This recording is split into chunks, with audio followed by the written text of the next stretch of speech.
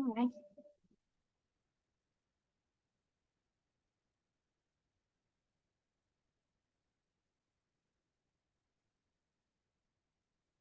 So, welcome. You are all in this training, and we've got a few others who are already committed but not here right now. And this session is really to help provide a space for you to ask questions about the nature of the training, what to expect, and kind of the overarching structure and how we'll go through it, and to give you an opportunity to share and also to hear from our teaching team. So welcome. My name is Shanti, and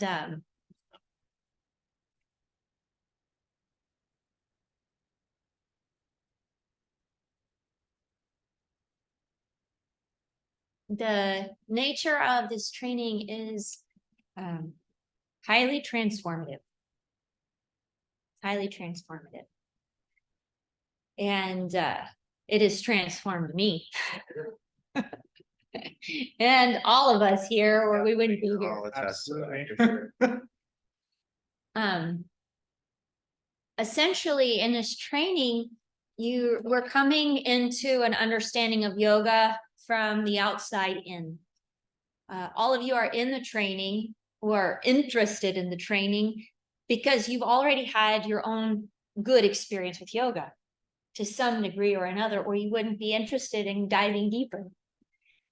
And so we begin there. We begin with our own personal experience and the physical nature of our body and our breath.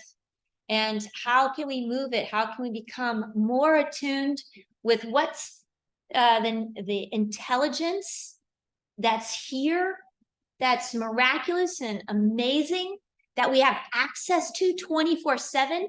And we've been living with it our whole lives, but a lot of times we don't even know it's working. We don't even know its power. We don't know its healing capacity. We don't know where to look or where to place our attention to explore. I've got an inner strength that I didn't even know about. And how that can really empower our sense of well-being on a physical level. And then learning. So the first weekend, we're speaking about the structure. I guess that's where I'll start. Is first weekend, we're going to go more into anatomy and learning about asana. Asana are the physical postures, and we're going to be studying those every teacher training weekend for the whole 6 months. But the first training weekend is going to be more focused around the physical elements and anatomy.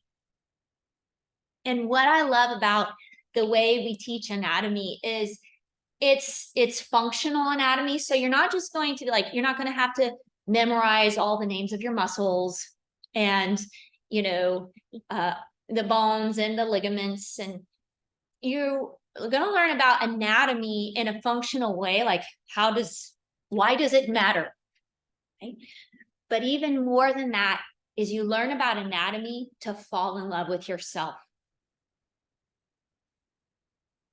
To start to have a deep appreciation for the nature, the intelligence, and the selflessness that our body is constantly working for us, even if we feel like it's injured or not feeling good or stuck in some way. It's always working for us. But too many times we're just judging it. We're looking down on our body. We're mad at our body for not being able to do what we wanted to do. We're wondering why we have to sleep. We're wondering why we have to eat in order to have energy. Why can't you just keep going? Right? Why do you need rest? Why do you need nourishment? And we're confused, right? Haven't we all been there? Like taking for granted this incredible thing and getting mad at it because we didn't know. This is not to get mad at ourselves or get down on ourselves for, but we didn't know, We're not really taught that here, to appreciate this thing, this vehicle or temple. In yoga, we call it the locus of consciousness. So as yogis, when we study the nature of anatomy in our body, we're not just looking at the physical, we're actually touching the deep intelligence and power that is functioning as your knee, that's functioning as your liver, that's functioning as your eyes. And then when you start to have that deep appreciation, understanding for all that our body is doing constantly for us, then a deep love and forgiveness starts to arise. And then a natural desire to take care of it arises. And we learn in the training, throughout the training, you'll learn practices. Bit by bit, you will have one practice to implement that's going to take care of yourself. And then a whole month later, just another teeny little practice to implement. So by the end of the training, you will have a whole set of practices, self-care practices, that seem almost effortless to implement because we did it so slowly in such a step-by-step manner. So the first weekend is going to be about our relationship to our body, anatomy, and working on postures. And then the next weekend, I'll let you guys talk, I promise. But you can always interrupt me at any point. The next weekend, we'll focus more on the anatomy of breathing, our nervous system, the anatomy of our mind, and how our breathing and our nervous system and our mind all work together. And that's a profound tool, because here again, our breath is something we have access to 24/7. It's something we're already doing, but when we bring some amount of awareness and attention to it, things naturally start to change without much effort on our part. That's the cool thing. Then the third weekend, we'll study some Ayurveda. And this is Dr. Jade Martinez. You can introduce yourself. Yeah, so I'm Dr. Jade Martinez. I am an Ayurvedic doctor, and probably one of the only Ayurvedic doctors in the DFW area. And I personally love and have attached myself to Keller Yoga for many reasons, but it's one other benefit that I think that Keller Yoga provides that no other yoga studio does, is you have access to your own Ayurvedic doctor. But I graduated from the California College of Ayurveda. It's been a few years now, 2019, I think. And I've been practicing Ayurveda for many years now.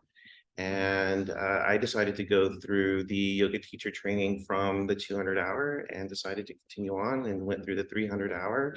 And now I teach here. So I not only practice Ayurveda, but I also have the class that I teach here as well. So does anybody know or not know what Ayurveda is? Maybe it's a funny word. So I understand. So Ayurveda is the oldest form of medicine there is in the world. It is the sister science of yoga. It's the medicinal side of yoga. So you have a powerhouse here with Shanti and us, and it's a really complete package of what yoga really is. So anyway, that's me. Thank you, Jade. And so on the third weekend, we'll really have an opportunity to dive into an introductory understanding of Ayurveda, but practical ways to implement the teachings and practices, how to use food as medicine. And we'll have some hands-on workshops, and it's a lot of fun. I really enjoy that session that you'll get to experience.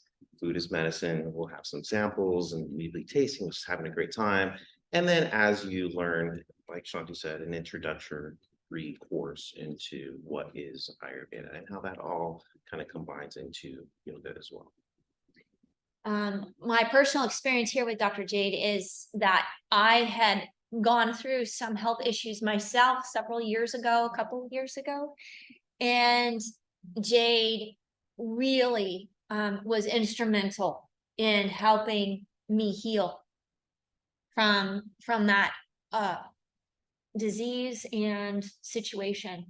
And I'm forever grateful, and not only for the impact that he's had in my life, but for the fact that he is so committed to sharing that and being part of the team here. It's beyond, like, you don't even know what you have here.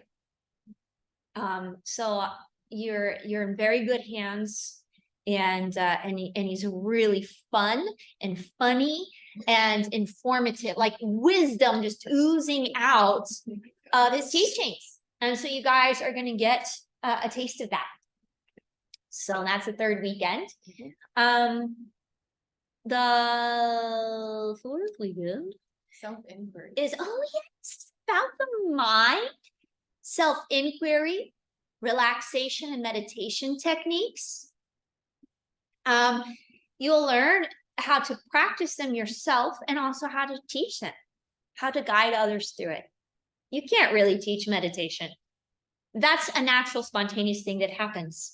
But we can help teach people ways that make it more accessible, ways to improve your chances of letting your mind rest.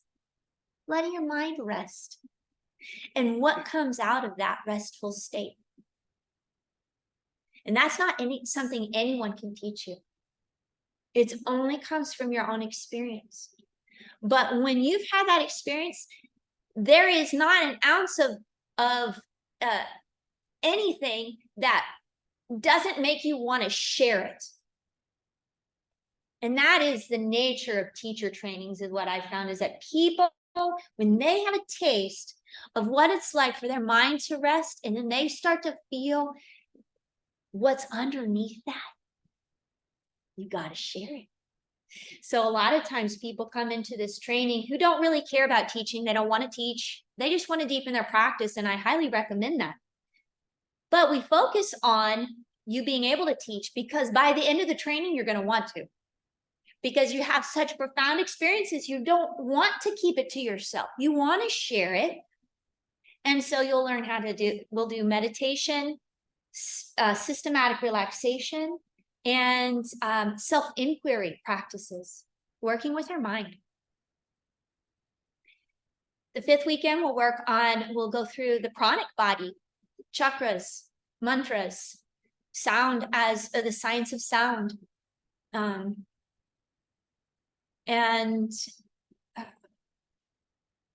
again, we like to teach the chakras and the chakra system, the energetic system, in a very practical way. I don't care the color or the visualization are all out there in all these ways. They're beautiful and they're fun. But how does that help me? How does it help me that my root chakras, this many petals? And I mean, what does that even mean? Right? I don't even believe in that kind of stuff. Right? This is the kind of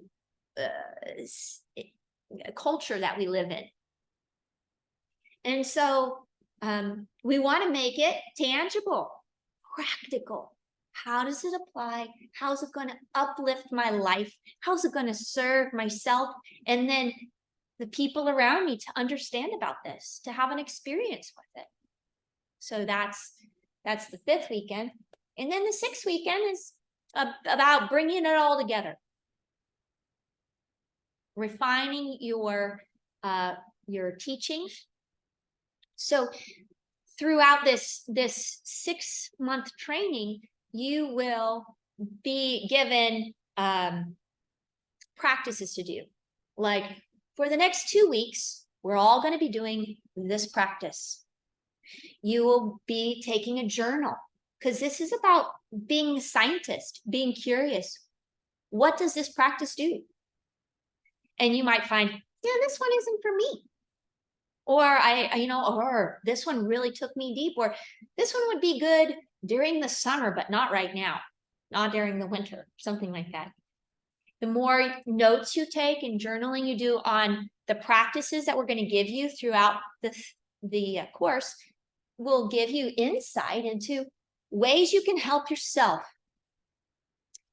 But simultaneously, you're going to learn and have a lot of chances to practice teaching. And practice teaching is so important because, you learn. The one thing that I always say is that becoming a teacher is not like some elevated state. It's just a different type of student. And if you're a teacher of anything, it's not that you know anything more. It's that you're learning from a different vantage point. Which is why I can say, after all these years of teaching this teacher training, I'm still continually growing and learning and a student of it, right? So when you learn to teach something, you learn it at a different level. So that you might learn it for yourself at a deeper level, but you also will be able to share it. And so we meet every Monday night, and Josh teaches this class. The Monday night class from 6 to 7 is an asana class, and you'll learn that specific sequence, that specific class. You'll memorize it. It's an incredible sequence. It's good for beginners to advanced students alike. An advanced practice has little to do with the type of postures that you do and more to do with your ability to hone in your mind in the posture and the ability to work with your breath in the posture. So a beginner class, you don't have as much attention. You're not as masterful with your breathing, and you're just trying to get your body in the shape to some degree. Right? And so that Monday night class, the first portion of it, you will take the class. It's open to the public. Josh teaches it. But throughout the training, as you start progressing, you will practice teaching in the class to the public with Josh there as your mentor and giving you guidance and like these really awesome, helpful boundaries so that you don't fall flat on your face, literally or figuratively. Yep. So Josh, would you like to introduce yourself and share anything? Yeah, sure. Hi, my name's Josh. I'm very excited to have this opportunity to be here and to share my knowledge and my perspective with you guys. I did my 200 and my 300 hour here with Shanti. And it quickly just became my entire world. I've been so passionate about it ever since I found it. And then it has just continued to snowball. And like Shanti said, the learning never stops. You're constantly learning new things, new perspectives, and it's all a personal journey. And you learn to become what I like to call, you become the observer of your own experience throughout this process. So you are more aware on a deeper level. And speaking to our Monday night classes, it's so much fun. It's not scary at all, I promise. And Oh yeah, it's not. It's just pure bliss. Yeah, it's bliss every single moment. But like she said, I'm going to be there to support. It's not going to be like scary, and we won't do anything until you guys feel like you're ready and confident.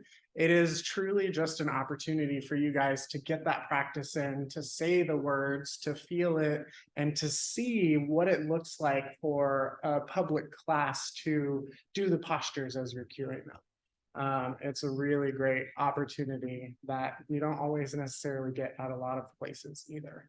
Yeah. It's a wonderful feeling when you're in a room and everybody's just doing what you say. Yeah, and you can make them do whatever you want. No, I'm just kidding. But yeah, it is a great opportunity. I want to piggyback on that just a little bit, if I may. Mhm. I know some people go into a yoga teacher training course to become yoga teachers, but that's not necessarily for everybody. Although for those who want to come in and dive deeper into yoga or to experience yoga from a different perspective, then their own personal yoga practice is going to be extremely, what's the word I'm looking for, polished.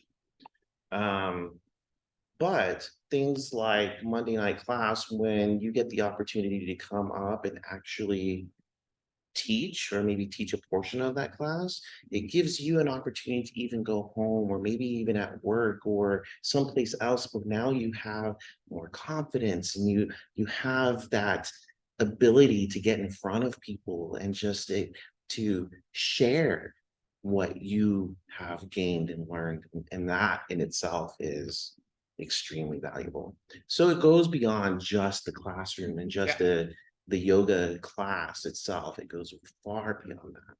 So that's just something that I can. Yeah, absolutely. Thank you.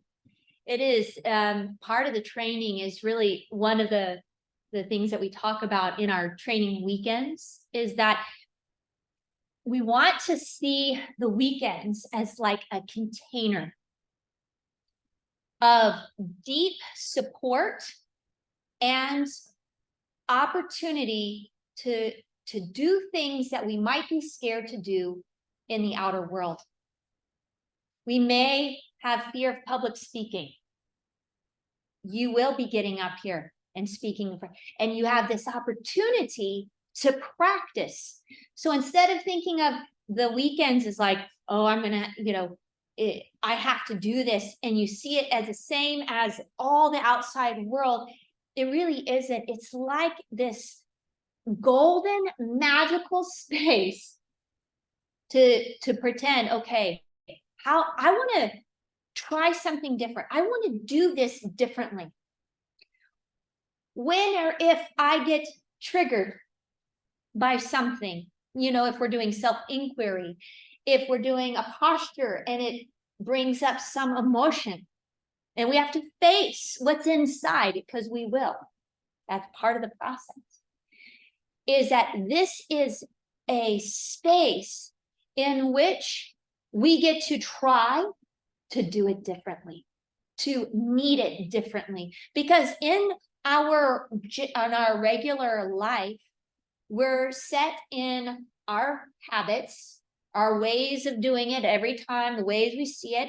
And sometimes if we live with other people, they view you in this way, and oh, there you do it again. And so it's very hard to get a space where you could actually try to create a more skillful means of working with that memory, that trigger, that fear, that circumstance. And it is potent. And just like Jade said, we're using yoga teacher training really to build skills, inner confidence, self-awareness, that like at a certain point, it's like whether or not you ever teach a yoga class or not. If you face the fear of public speaking and you start to, and each time you get up here and you face it and you experience it and you breathe and you start to respond to it differently, interact with it differently, that fear inside, that insecurity inside, you start to grow something inside of you that you'll take with you when you're speaking to strangers or anywhere else. Same thing with all this stuff. Mm-hmm.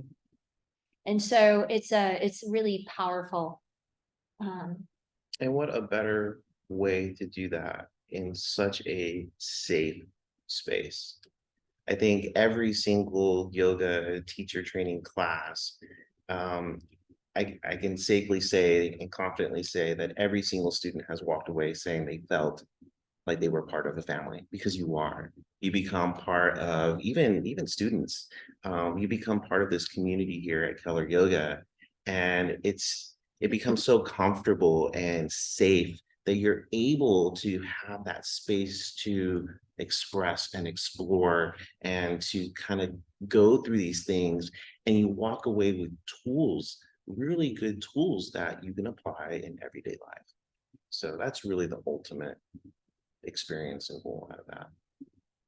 So So one of the other benefits is that we also have, we've been doing this now for so many years and have so many incredible yogis that have blossomed and graduated, and they keep growing and, you know, wanting to give back, that we have a mentorship system. So each one of the students, trainees, will get to be paired up with a mentor who's already been through the process, to help you along, to help give you feedback, to help give you encouragement. And Emily is one of our incredible mentors. We have a few others who are not here tonight that maybe some of you will have. And you can really lean into them. They're here for you. And this is part of what makes it like the family feel. It's like, oh, it's not just there's a teacher up there and I'm on my own. There's a teacher up there, and every single teacher here actually deeply cares. We deeply care, and there's so much love here that all the graduates, they text me like, so can I help? Can I help support this? You know? And that's what, and Emily is a stellar example of this. So Emily, would you like to introduce yourself and maybe share anything? Sure. I'm Emily.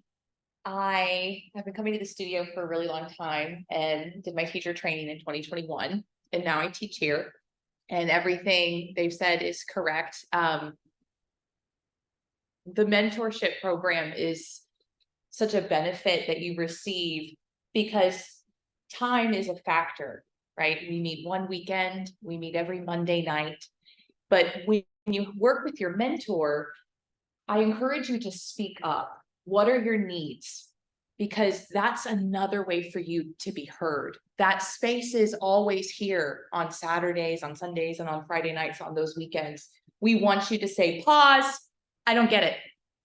Pause, this isn't working for me. So we can digest it, right? Take it apart, put it back together to help you solve those problems. And obstacles, maybe is a better word. They just can arise when we're learning poses, because we're facing memorization, we're facing our busy lives with our families, our own obstacles of wandering mind, you know, and so it's really great to have that person to work together. And then anything else that you personally feel, even when you don't necessarily feel ready, understand the container is held here, not just in this building. The mentors you're paired with value this teaching, this training, and what it stands for to serve you. We're here to serve you.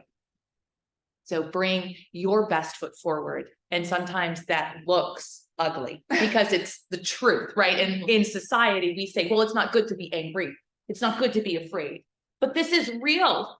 Fear and anger, they're real things. So we learn how to break it down from the outer level, deep through the layers of our being. And we do that daily through cueing, through practicing, through our jobs, through our families. So that was my little input. We're here for you. Thank you. You know, all of the teachers here, you can come to any of the classes throughout the week and you'll get a great teaching and vibes. But we all have busy lives outside of the yoga studio. We all have families and jobs and other things going on. So we do relate to the busy life, the busy, you know, things that we have to manage and juggle all together, but we do it together. We're doing it together and we support each other in that. And sometimes you might feel like you're falling behind, and that's okay. And then other times you'll be like, oh, it's just the nature of it. It's just the nature of it. So with all of this being said and shared with you guys, do you have any questions, any concerns, any comments? And if so, Emily, would you be the microphone runner? Absolutely. I only have a scheduling question. Monday of Thanksgiving, will we meet? I don't know. We are hoping to be traveling. So here's the thing. This will answer your question. It's a good question. Generally, if there is a Monday near a holiday, we won't meet. And if we do, can you hear in my languaging that some things are a little loose, right?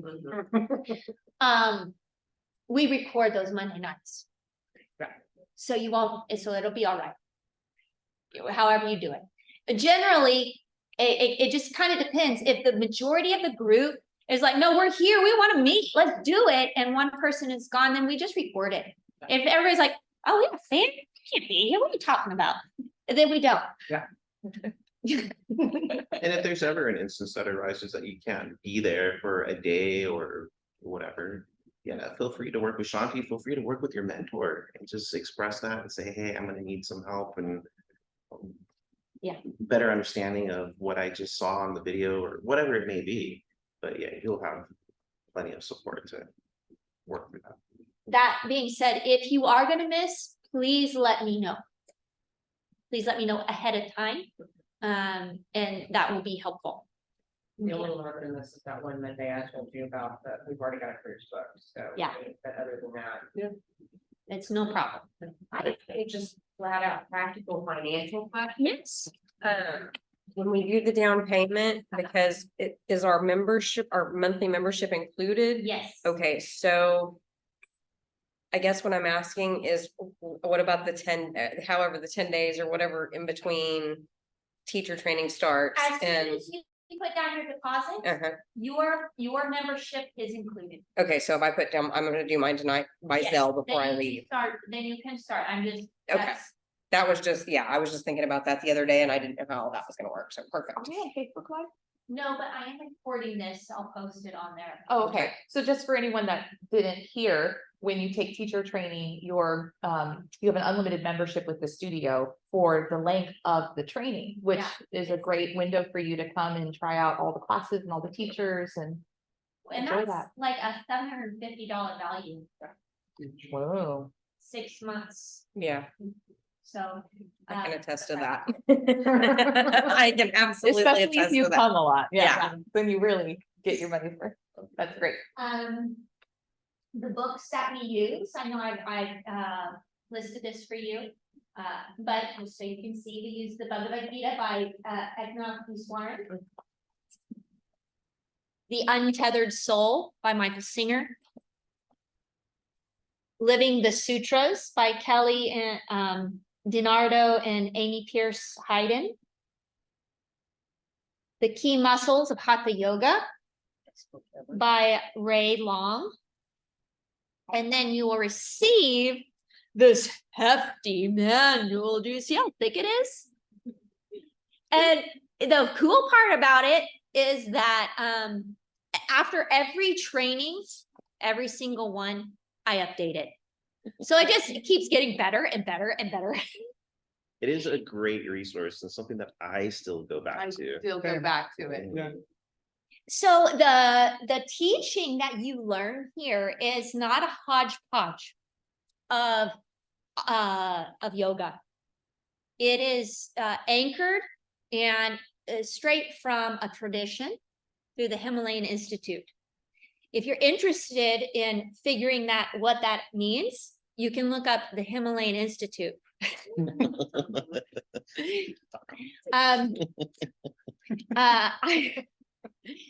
.org. Yes. .org.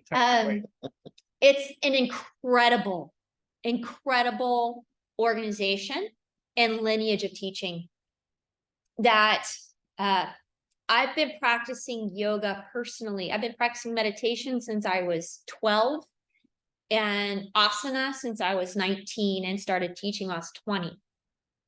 So I've been doing this. I'm about to be 42, right? Or 43. 23. I'm about to be 43. See, I need help. Old age setting in. No. You're third. And my first training in yoga was specifically one-on-one with this this Indian man. I was going to a meditation center, and after meditations, they were saying we would stretch. I always love to stretch, and they were like, "You're doing yoga. Will you teach us yoga?" And I'm 19, 20. I'm like, what's yoga? And they're like, we're gonna send you to this yoga master, and then you come back and teach us. So I learned from this man in his home, one-on-one over the course of however long. I don't even remember. It's been many years ago. His name was Kamal, and he taught me. It was really funny. It was kind of like that Karate Kid, Yeah. because he was like, he would teach me what is Ayurveda, but I didn't know it. And I'd be like, why are we cooking mango? Why are we making mango lassis? This is not yoga. Why are we doing this? And of course I was really young. Why, and I didn't get it. I didn't get the fullness. It didn't really dawn on me at the time, right? And I went back and I taught, but I didn't feel qualified at all. And so I kept shying away from teaching. And then I'd be asked to teach again, and I would try, but I kept shying away. Because in part, I had such deep and profound respect for the enormity of that yoga is. And I felt so inadequate, so underqualified. How can I teach this? I haven't mastered any of the practices. How can I share this with anybody? And but yet again, over and over and over, it kept happening. Will you come and teach yoga to us?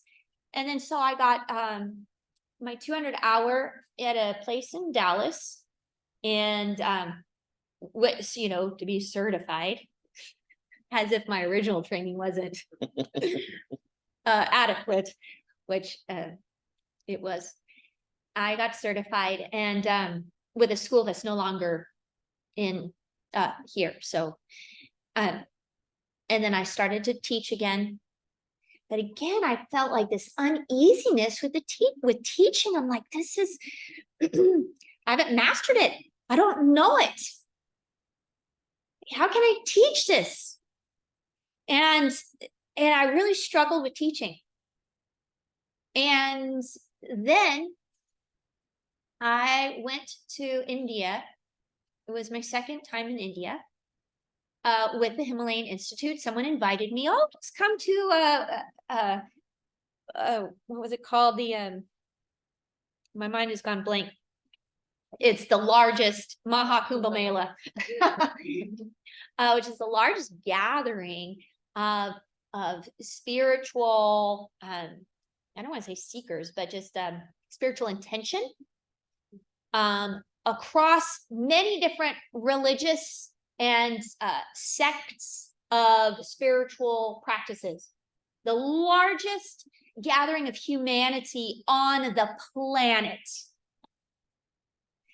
It happens every 6 years but every 12 years is what they call the big one, the Maha. Maha means great, the big old one. So I went there with the Himalayan Institute, and I didn't know much about them. But while I was there, we were doing mostly mantra practice, meditation practice, which is what I had generally gravitated towards. And I took one class. It was like, that the quintessential yoga class where you're like, and everything changed. And it was. I took this class with this woman named Sherry Fredrickson from the Himalayan Institute, and I was like, finally, this is the yoga I want to study and share. This right here, because there's something qualitatively different. Qualitatively different. And so then I went and did my 300-hour training with them. And then I went and I did a training called where you learn to teach their 200-hour training. And since then I've done other meditation and some advanced trainings with them. And that's the tradition that you're learning. And the qualitative difference, if I was going to put it into one word, which you can't, but I was going to try, it'd be the pranic awareness and love.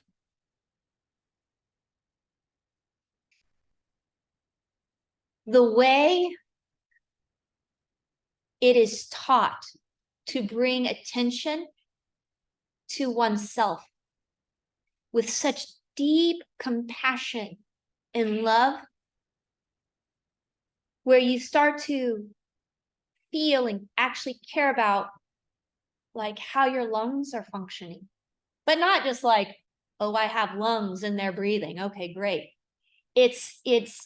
There's something way deeper, and the attention that's brought to that and the love that kind of oozes from that space is noticeably different than the other yogas I had studied up until then.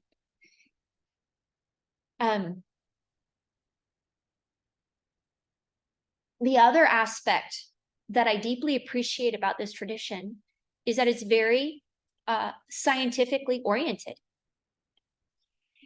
Because why that was so beneficial for me is I had a lot of experience, spiritual experiences, the healing of my body through yoga, my mind, had all these experiences, and yet I have a doubtful mind. So even with all these profound experiences, my mind somehow could still get in there and say, oh, that wasn't real. Oh, that didn't really, oh, that was just coincidental. And spiral me down. And what I found that was so beneficial for me and what I helped to implement is I remember there was a certain point where I kind of spiraled down after having all these years of experience to back it up, and you say, oh, well, if you've had the experience, then well, the mind is tricky sometimes.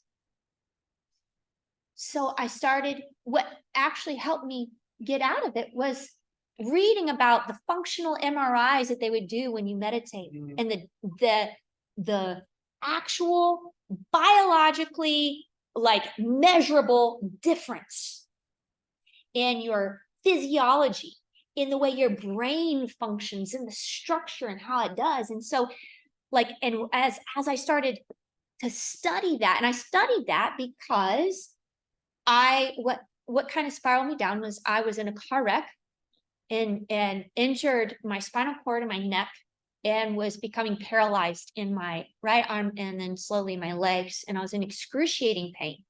I was bedbound for about 8 months. And I couldn't even do any kind of pranayama, like that amount of movement shot pain up and down my spine.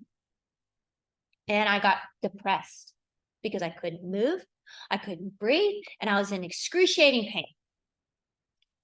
And I was laying there, and my family's living their life, and here I am lying on this chair, just trying to be okay. And so I started to study the neurobiology, Because one thing I could do is read and then be really quiet and feel and do systematic relaxation. And to study, I studied neurobiology and I started studying the biology of pain and how it works in our bodies.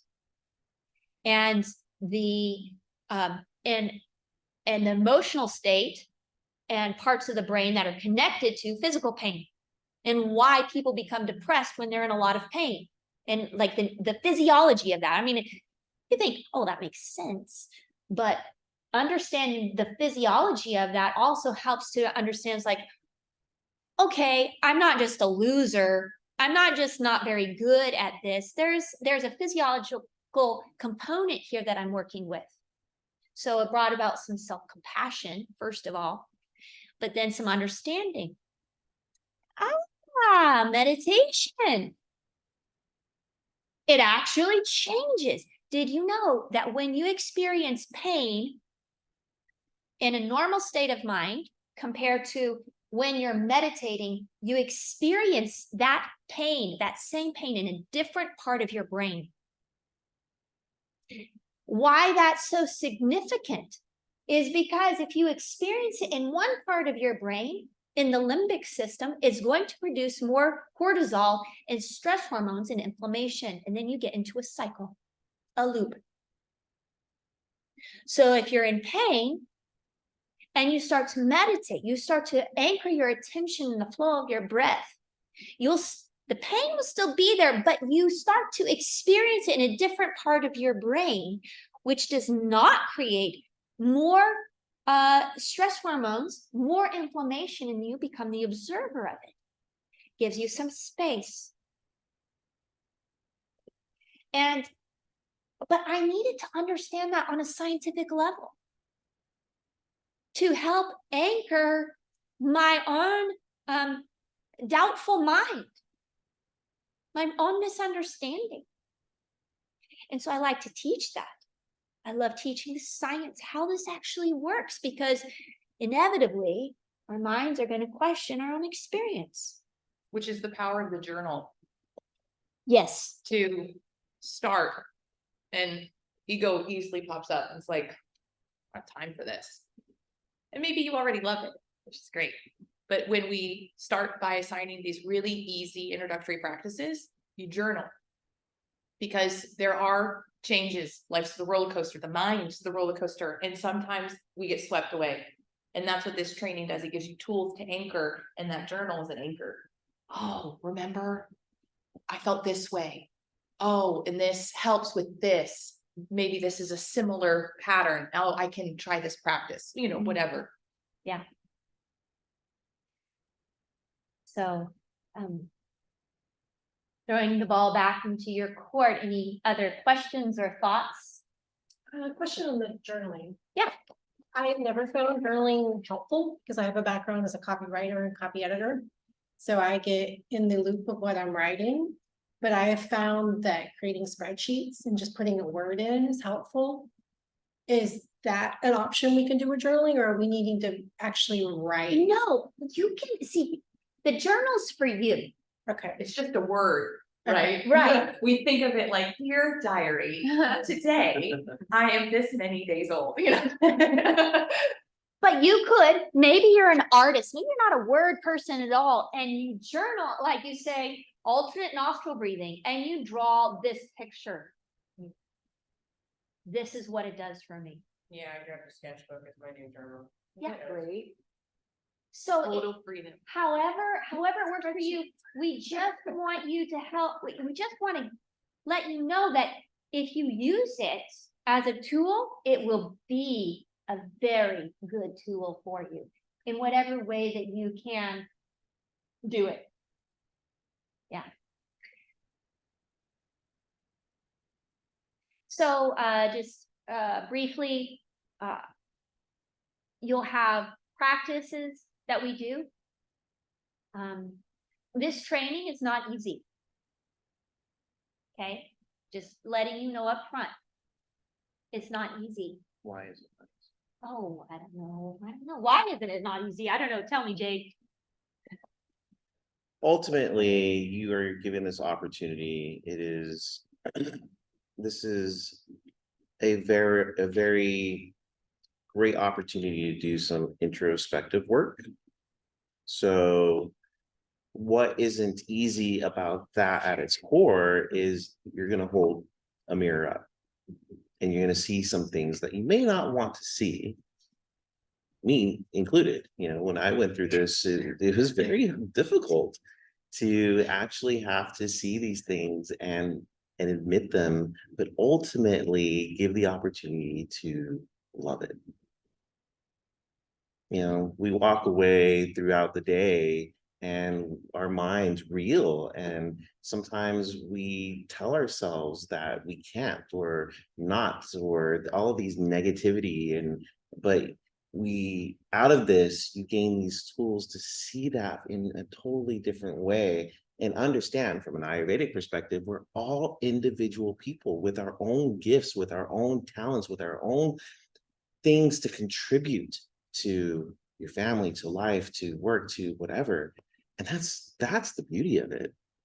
But you're gonna have to face that first. And that's hard.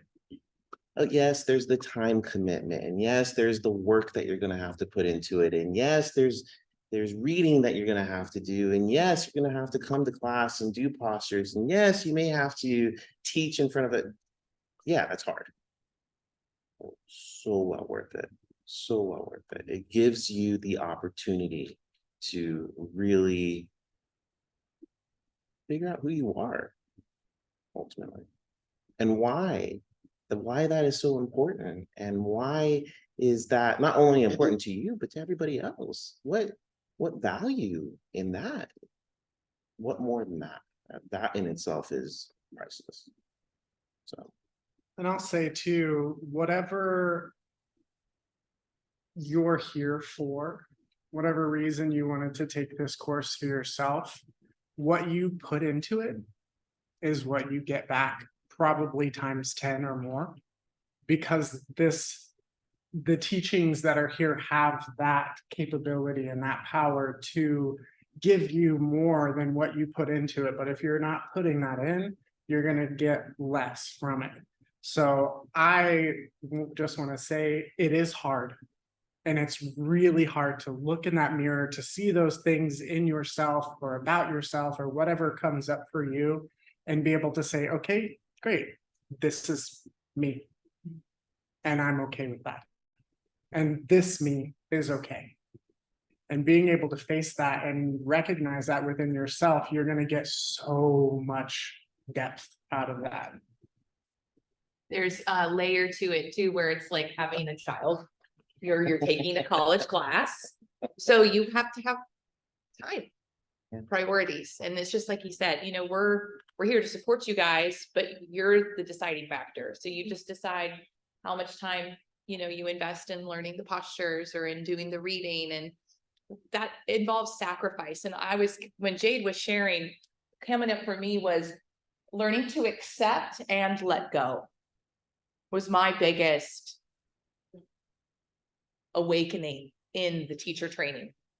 Accepting parts of myself and letting go of the dream of I'm supposed to be like this, to be able to hold what's here. And I'm gonna have to let go of not memorizing that pose perfectly and not knowing and being scared up front when I have to do it. And then accepting the laughter that was generated because I was accepting myself and letting go of expectation, you know? So it all works itself out. Yeah. But having openness, being soft, those are the things that we nurture and you'll foster for yourself through the training. It all happens. We're going to encourage you to give it your all. Yeah. So we're going to encourage you to put forth your effort. Not because I need it. You know, I don't need your effort. It's for you. It's for you to get 10 times more than you put into it. So the more you put into it, the 10 times more you're going to get out of it. And so, but even though we're going to put that, you know, hey, next week, get to have this done. There's also a lot of grace. Yeah. We all know what it's like to have kids, job, and the life happens, right? Put it to you this way, during my 300-hour training, I got COVID 3 times. And Josh still Obstacle. graduated, so, And I still made it through. It was hard and it sucked, but I made it through. life will present the challenges you need, that you actually need in the moment that you get them. And what I've witnessed over and over is that the tools that you learn through these practices are, you have the challenge in that moment so that you can actually learn how to implement. You're learning the tool for that thing. Yeah.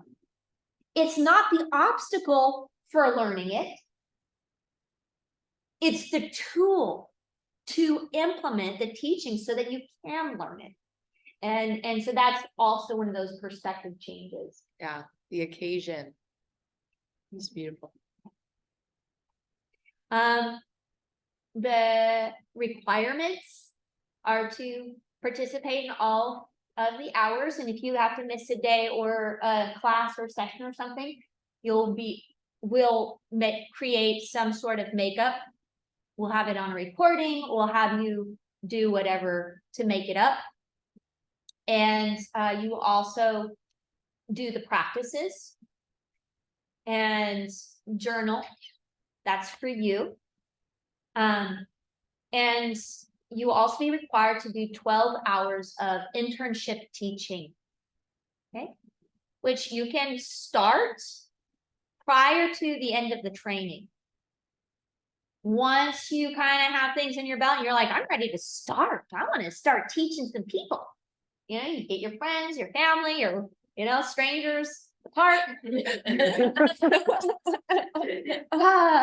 And you start teaching, you log the hours. So some people will, at the very last day of training, will actually get their certificate if they've completed all those but before then. Some people will graduate but not get their certificate for another few weeks or months until they finish all their hours. Okay, those hours do not have to be here. Just because you graduate here does not mean that you automatically have a teaching spot here. But you have a lot of opportunities, especially on the Monday night class, to come in and teach. And at first, you'll teach maybe just one posture from your mat. You don't even have to come up. Okay? So we baby step you in. Yeah. Okay. Till by the end of it, you can teach the whole thing with your eyes closed, turned around backwards. But I don't recommend it because we recommend you look at your students, see what's actually going on, which leads me to my last point for today, unless there's more questions. And that is one thing that I highly value is memorization. And I didn't at first. For the first 10 years of teaching and going through different trainings, I wanted to be authentic and just me, right? I didn't want to memorize something. Then how authentic is that? But I've learned, and I want to say one more thing. I've learned that if you memorize the cues, the basic cues of how to get in and out of a posture, then you can actually be more present to who's there. Yeah. And what's happening. Because you're not in your mind trying to think, what is the next thing I'm supposed to say with here? So we do emphasize, and we've got in your manual all the cues. Memorize it. And the memorization is to help you be authentically present. Because then you see, oh, I said this and they're doing this. Now you can make refinements. Now you say it the way you know. So there will be an element of memorization. And then lastly,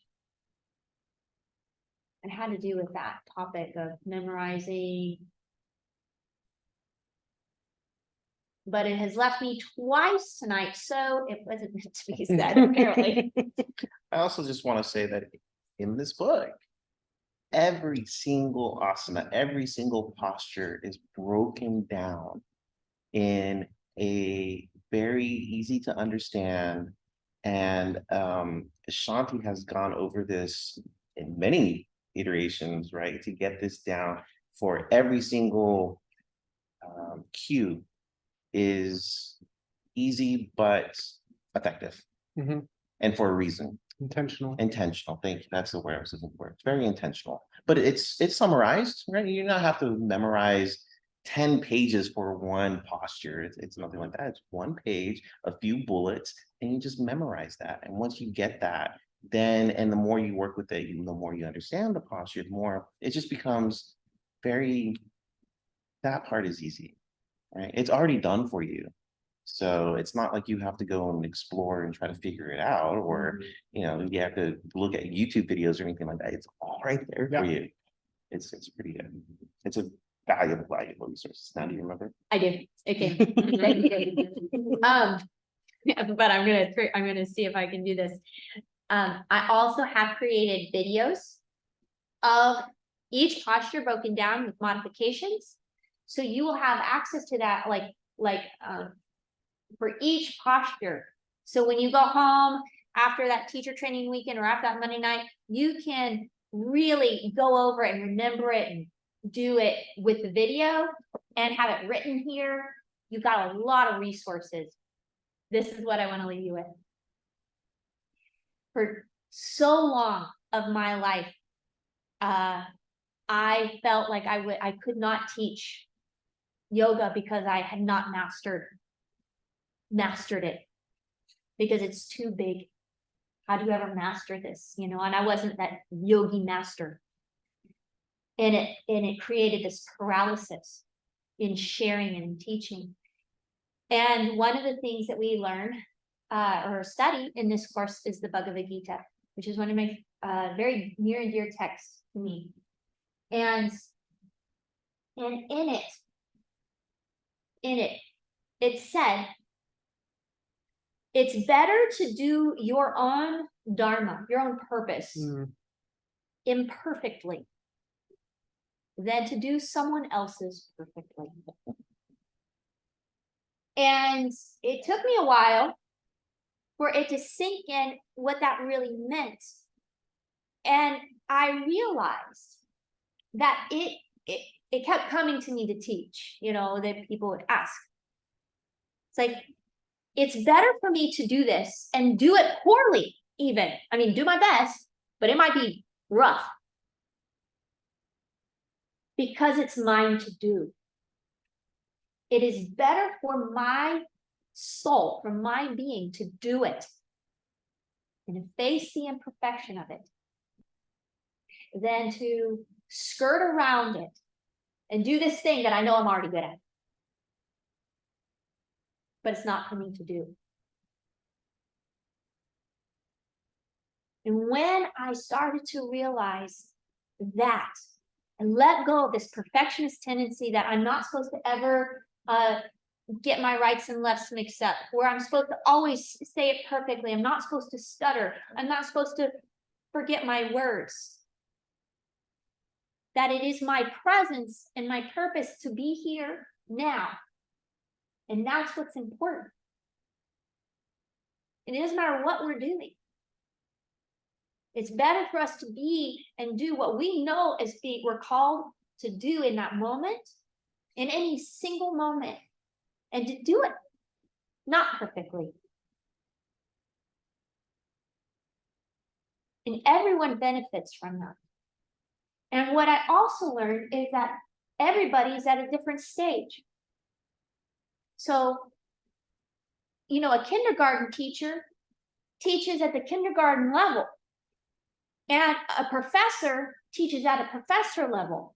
And the kindergarten teacher doesn't have to be at the professor level to have a profound impact and to teach the level that is necessary to get to that. And so it doesn't matter if you've mastered it or not. By sharing what you do know with those around you, then not only do you uplift them to in learning something that you might have gleaned, but it also steps you up into the next level. The more you give, the more you receive. The more you share, the more it gets integrated into your own being, and then it allows you that next stepping stone to mastery. So we let go of the perfectionism. And we face our purpose in this moment, in each moment, still imperfectly perfect. And watch it transform us and those around us. And that's what we do. And we do it in the guise of teaching yoga. But that might not be your purpose. You might not leave here and be like, oh, I'm going to go open a yoga studio, right? But you might leave here and be like, I'm going to be a yogi mom. I'm going to be a yogi teacher in school. I'm going to be a yogi lawyer. I'm going to be this, doing my purpose in a moment, which is so far beyond just the outer circumstance. It's what you're bringing to it. And I'm going to be okay watching myself be imperfect, that letting go, even as you're working to do your best and give your best. And that finding that balance between giving it all and letting it all go.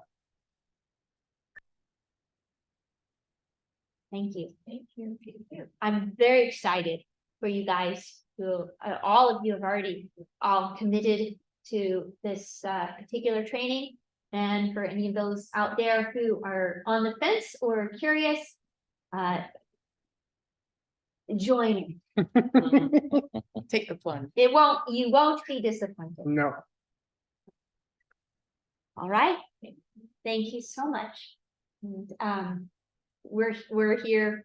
I'll go ahead and stop recording. But if there's any other questions, we are here. Yeah, now you're off camera. So what's up?